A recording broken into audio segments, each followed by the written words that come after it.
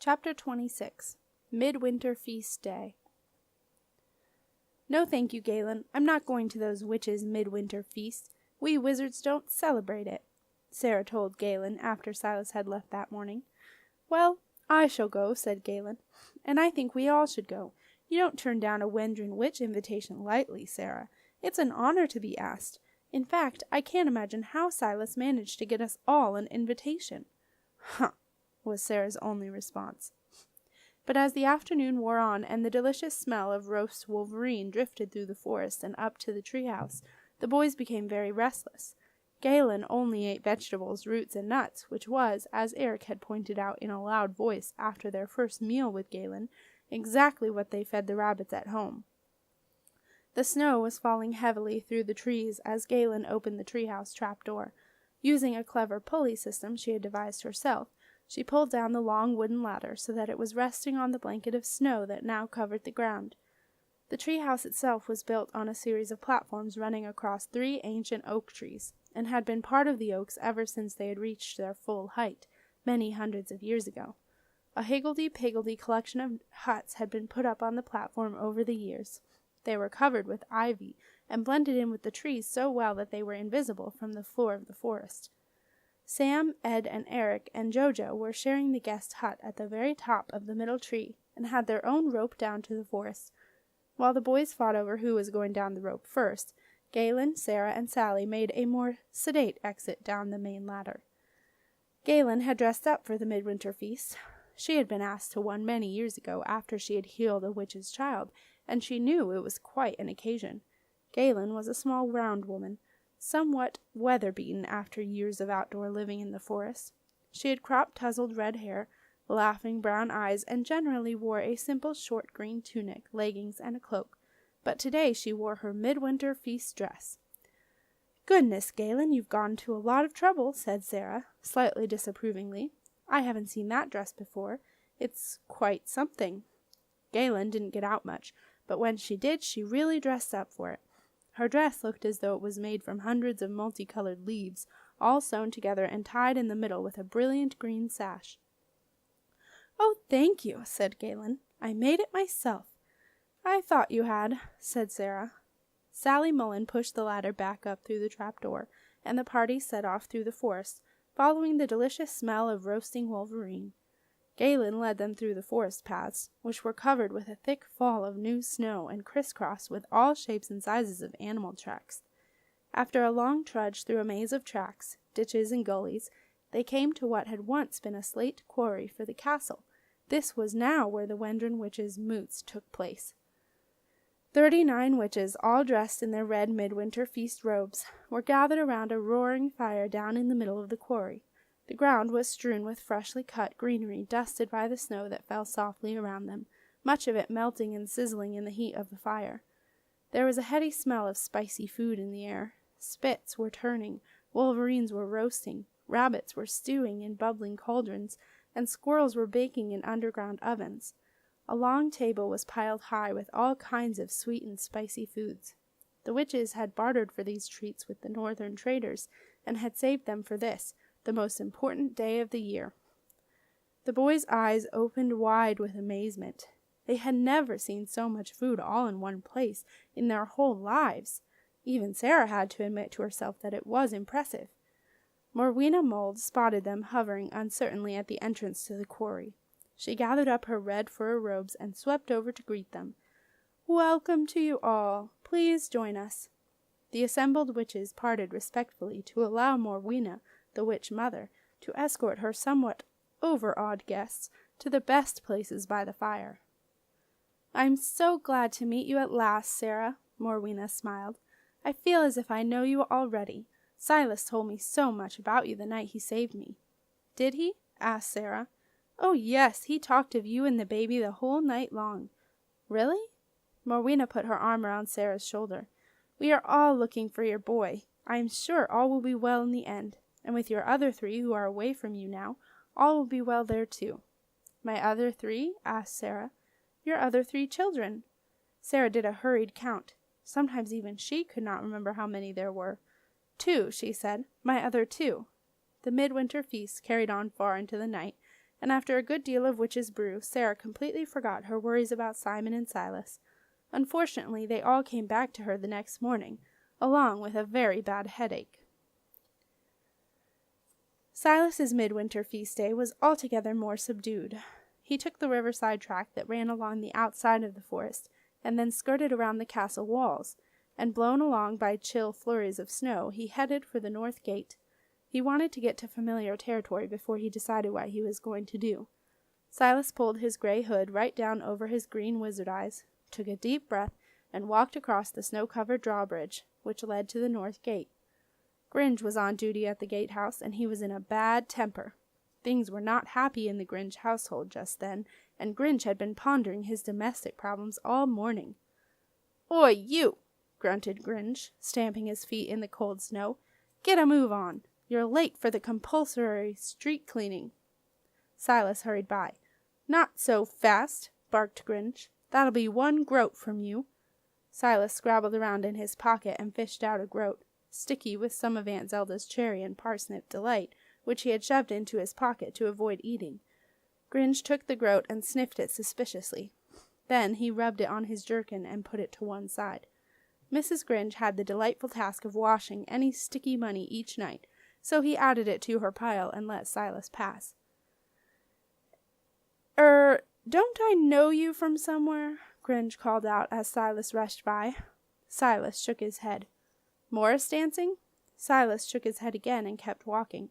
"Lute lessons?" "No." Silas slipped into the shadows and disappeared down an alleyway. "I do know him," muttered Gringe to himself, "and he ain't no worker, neither. Not with them green eyes shining out like a couple of caterpillars in a coal bucket." Gringe thought for a few moments. "That's Silas Heap. He's got a nerve comin' here. I'll soon sort him out." It was not long before Gringe found a passing guard, and soon the supreme custodian had been informed of Silas's return to the castle. But try as he might, he could not find him. Marsh's keepsafe was doing its job well.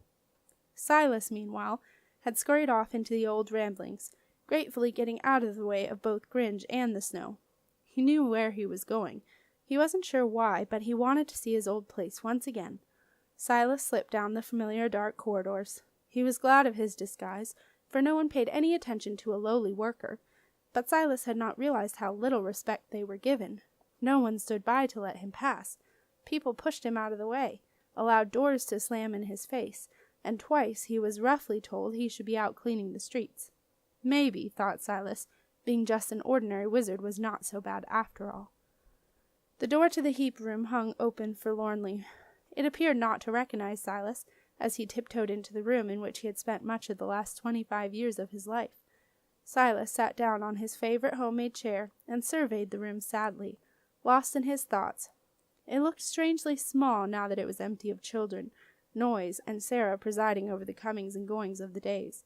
It also looked embarrassingly dirty, even to Silas, who had never minded a bit of dirt here and there. They lived in a tip, didn't they?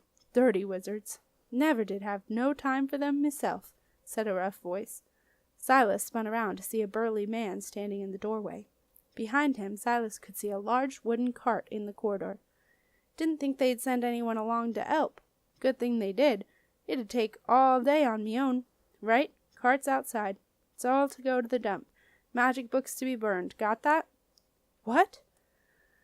Gosh, they sent me a daft one here. Junk. Cart.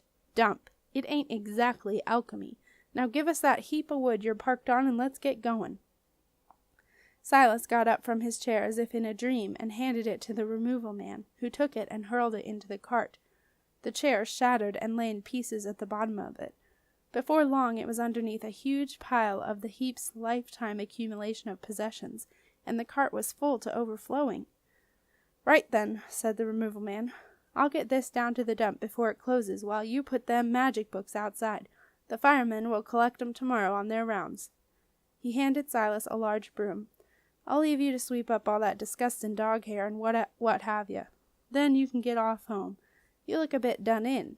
Not used to hard work, eh? The removal man chuckled and thumped Silas on the back in what was meant to be a friendly manner. Silas coughed and smiled wanly. Don't forget them magic books. was the man's parting advice, as he trundled the teetering cart off down the corridor on its journey to the Riverside Amenity rubbish dump. In a daze, Silas swept up 25 years' worth of dust, dog hair and dirt, into a neat pile. Then he gazed regretfully at his magic books. "I'll give you a hand if you like," Arthur's voice said next to him. The ghost put his arm around Silas's shoulder. "Oh, hello, Arthur," said Silas gloomily. "What a day." "Yes, it's not good. I'm very sorry, Silas." "All gone," mumbled Silas. "And now the books, too. We had some good ones there, a lot of rare charms, all going up in flames."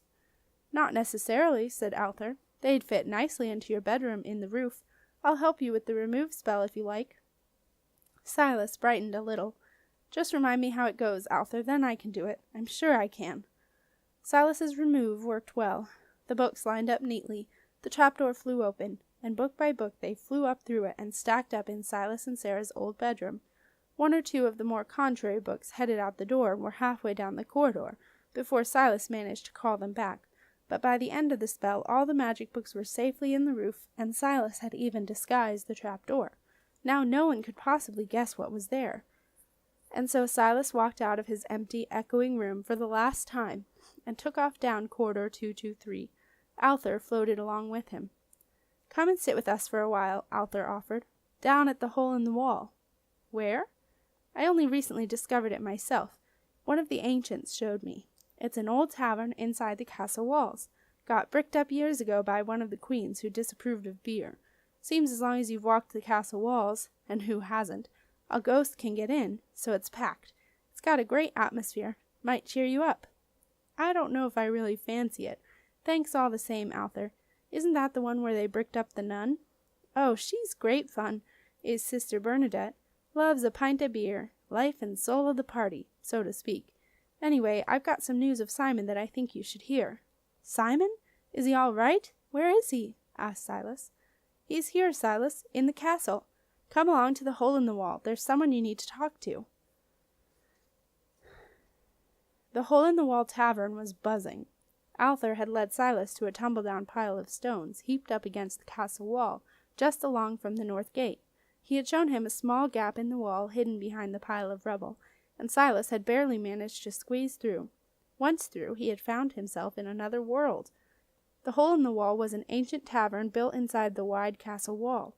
When Marcia had taken her shortcut to the north side those few days ago, part of her journey had taken her over the roof of the tavern, but she had been unaware of the motley collection of ghosts talking the long years away right beneath her feet. It took Silas a few minutes for his eyes to adjust from the brightness of the snow to the dull glow of the lamps that flickered along the walls, but as they did, he became aware of a most amazing collection of ghosts. They were gathered around long trestled tables, standing together in small groups beside the ghostly fire, or just sitting in solitary contemplation in a quiet corner.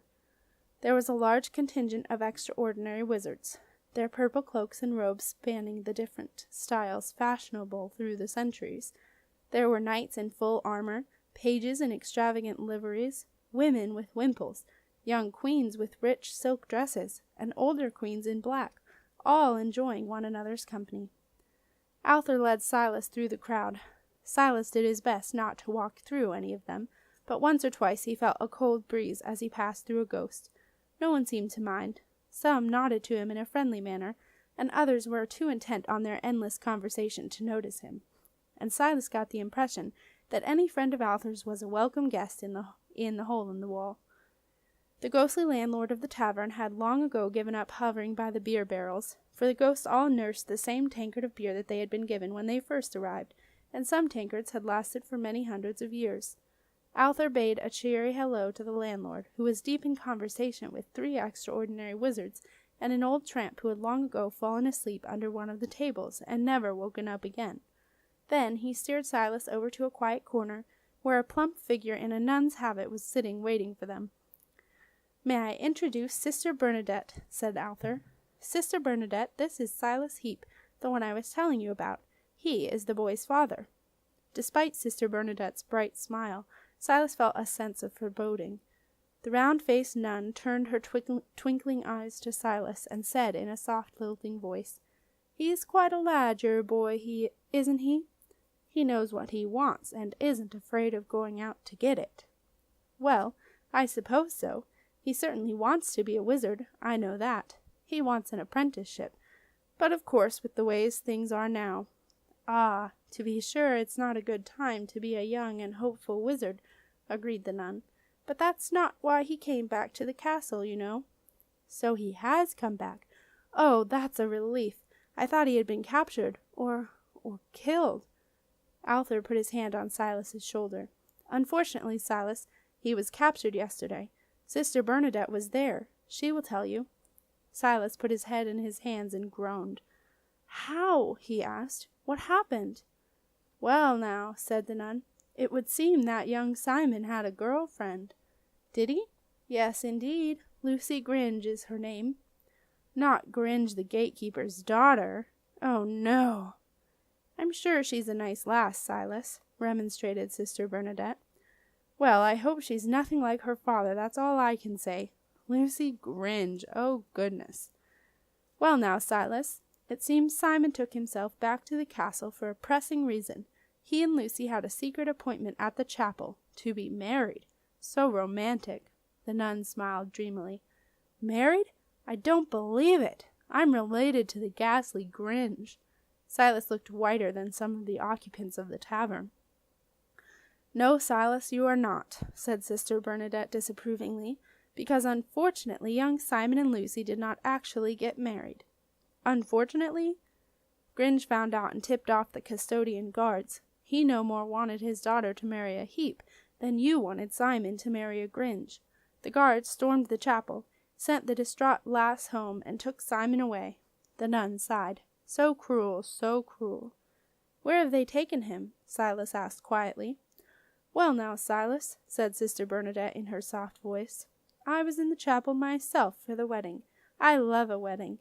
And the guard that had hold of Simon walked right through me, and so I knew what he was thinking just at that moment. He was thinking that he was to take your boy to the courthouse, to the supreme custodian, no less.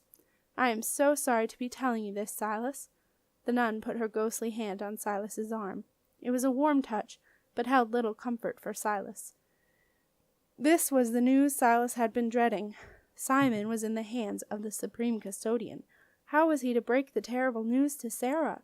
Silas spent the rest of the day in the hole-in-the-wall waiting, while Arthur sent out as many ghosts as he could to the courthouse to search for Simon and find out what was happening to him. None of them had any luck. It was as if Simon had vanished.